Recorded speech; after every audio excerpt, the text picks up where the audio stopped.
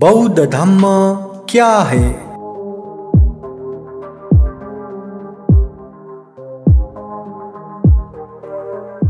दोस्तों, आज के धम्म देशना में बौद्ध धम्म क्या है शीर्षक के चौथा श्रृंखला प्रस्तुत करते हैं।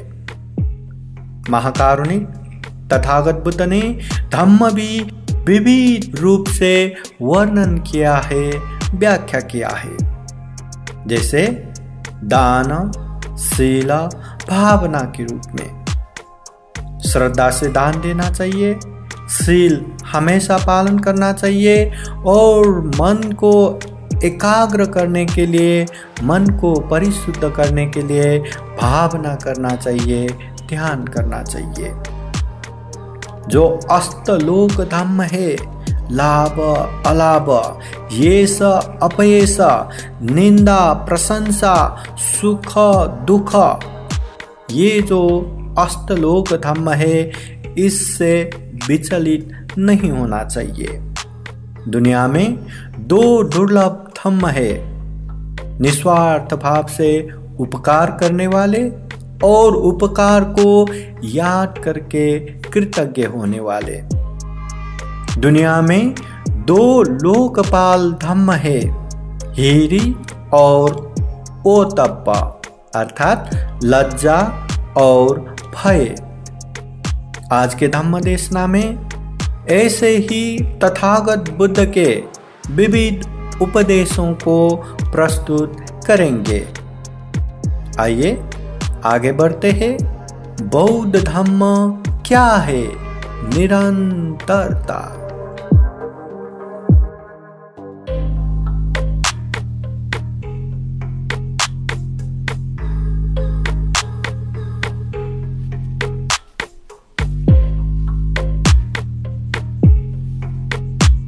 समन्ता चक्रवालेषु अत्रा गच्छन्तु देवता सतमं मुनिराजस सुनन्तु सगमोक्षदं धम्म श्रवण कालो अयं भदन्ता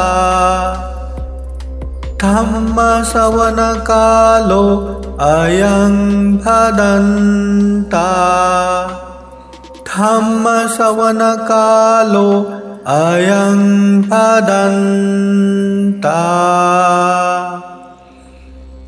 नमो तस्सा भगवतो अरहतो सम्मा सम्बुद्धास्सा।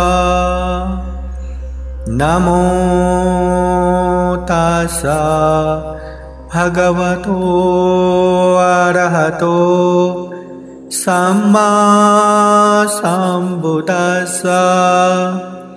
नमो तस्सा भगवतो अरहतो सम्मा सम्बुद्धास्सा। दानं ददन्तु सद्दाय शीलं रक्षन्तु सर्वदा भावनाभिरता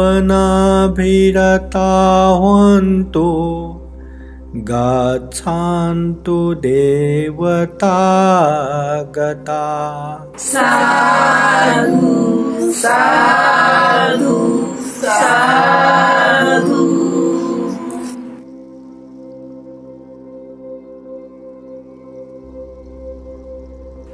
श्रद्धावान तम प्रेम में श्रद्धा संपन्न उपासक उपासिकाएं कार्यक्रम में सहभागी हुए संपूर्ण उपासक उपासिकाओं को बुद्ध धम्म संघ के अनंत अनंत गुण धम्म और आशीर्वाद के अनुभव से मंगल हो, सुखी हो, ये कामना करते हैं।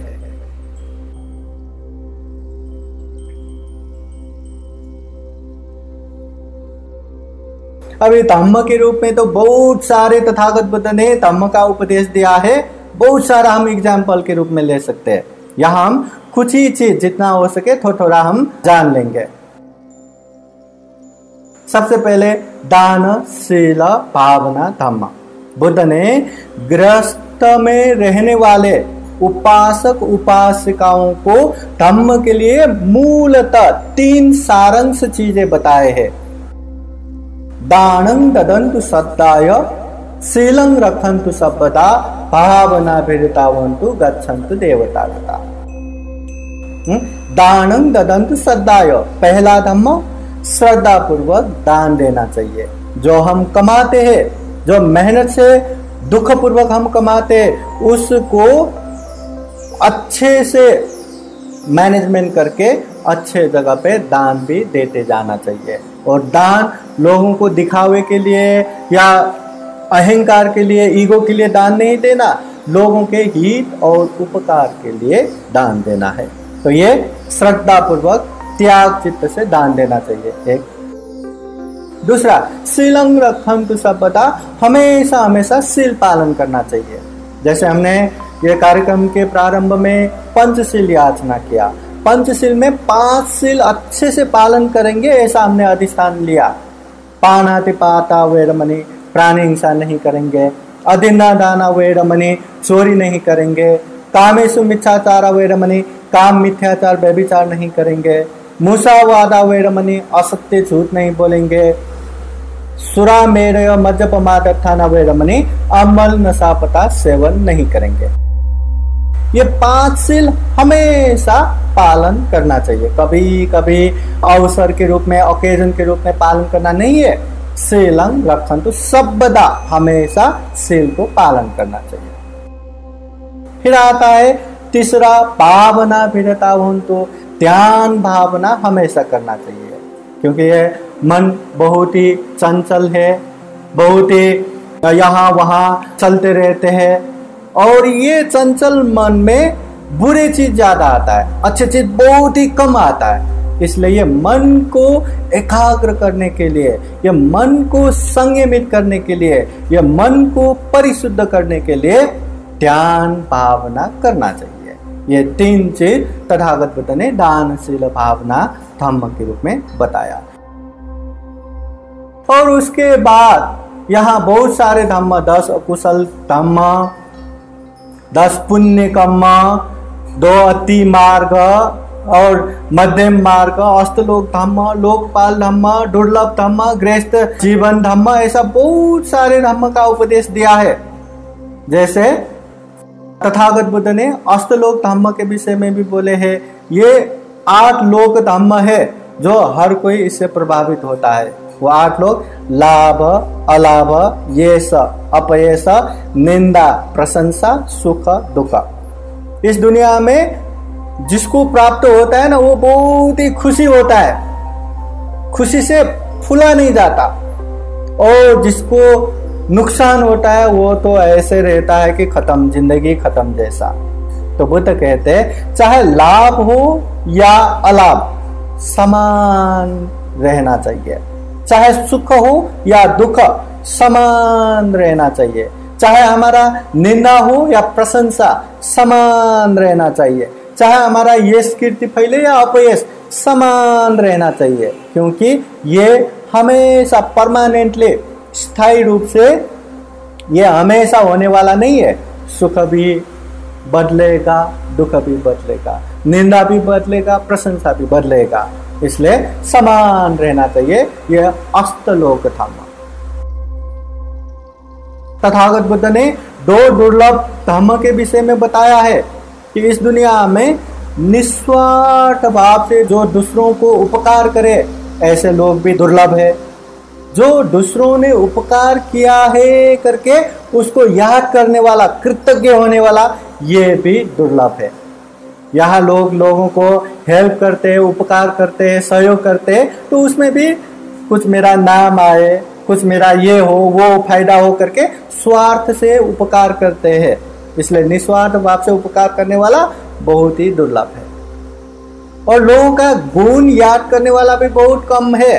क्योंकि लोगों को जितना भी उपकार करो, थोड़ा भी गलत हो तो वही याद करके उसने मुझे ऐसा किया करके हम मन में द्वेष क्रोध उत्पन्न करते हैं, कृतज्ञ नहीं होते। इसलिए कृतज्ञ होने वाले, गुण को याद करने वाले भी बहुत ही दुर्लभ है। तथागत बुद्ध ने 2 लोकपाल धम्म का भी उपदेश दिया है। द्वे में धम्मा लोकं पालन्ते, इस पूरे दुनिया को 2 धम्म से आरक्षण किया है, प्रोटेक्शन दिया है। कतमे द्वे, वो 2 क्या क्या है?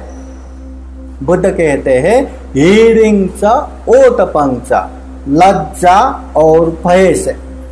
अगर दुनिया में लोगों के पास ये लज्जा और भय नहीं रहा ना, पूरा दुनिया कलह के रण क्षेत्र बन जाएंगे। आप लोगों को याद है हमारे मन में कितना कितना गलत भावना आता है, कितना कितना पाप चेतना आता है, फिर भी हम ये मुंह से नहीं बोलते, शरीर से नहीं करते। क्यों? क्योंकि हमें शर्म है, लाज है। अगर मैं ये करूंगा तो लोग मुझे क्या बोलेंगे। हम में डर है, अगर मैं ये करूंगा तो लोग मुझे क्या करेंगे। लोग मुझे मारेंगे, पीटेंगे, या पुलिस पकड़ के लेके जाएगा, जेल में रखेगा, या मुझे मृत्यु दंड होगा, या मुझे ये होगा वो होगा। एक तरह से डर है। बस ये लाज और भय की वजह से हम सारे चीज नहीं करते। इसलिए बुद्ध ने कहा है लज्जा और भय, हीरे और ओतप्प की वजह से पूरे दुनिया का आरक्षण हुआ है। साधु साधु साधु। बौद्ध धम्म क्या है, इस विषय में आगे के वीडियो में भी चर्चा जारी रखेंगे। देखते रहिएगा बुद्धास टीचिंग चैनल। अगर आप लोगों को ये वीडियो अच्छा लगा हो तो लाइक कीजिए, कमेंट कीजिए और अपने नियर एंड डियर को शेयर जरूर कीजिए। सभी का मंगल हो, कल्याण हो। बुद्धं नमामि, बुद्ध को नमन करता हूँ। धम्मं नमामि, धम्म को नमन करता हूँ। संघं नमामि, संघ को नमन करता हूँ।